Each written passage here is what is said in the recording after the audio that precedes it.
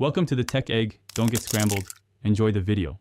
In this video, I will explain how to replace a truck headliner. First, gather your tools, including a screwdriver set and trim removal tools.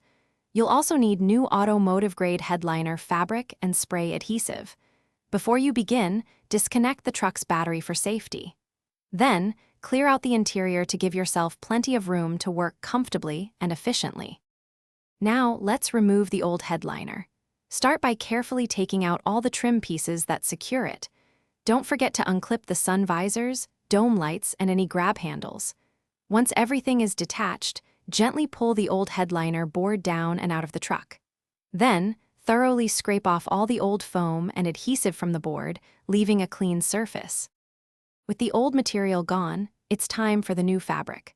Lay your new headliner fabric face down on a clean, flat surface. Apply spray adhesive evenly to a small section of the headliner board. Carefully press the new fabric onto the adhesive, working slowly to smooth out any wrinkles or bubbles. Continue this process, section by section, then trim any excess fabric, leaving about 1 inch for wrapping. Finally, let's reinstall your refreshed headliner. First, wrap the excess fabric around the edges of the headliner board for a clean finish. Carefully lift the newly covered board back into the truck's ceiling. Reattach all the sun visors, dome lights, and grab handles, making sure they are secure.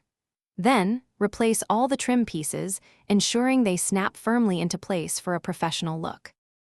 Thanks for watching. Consider subscribing if I helped unscramble your problems.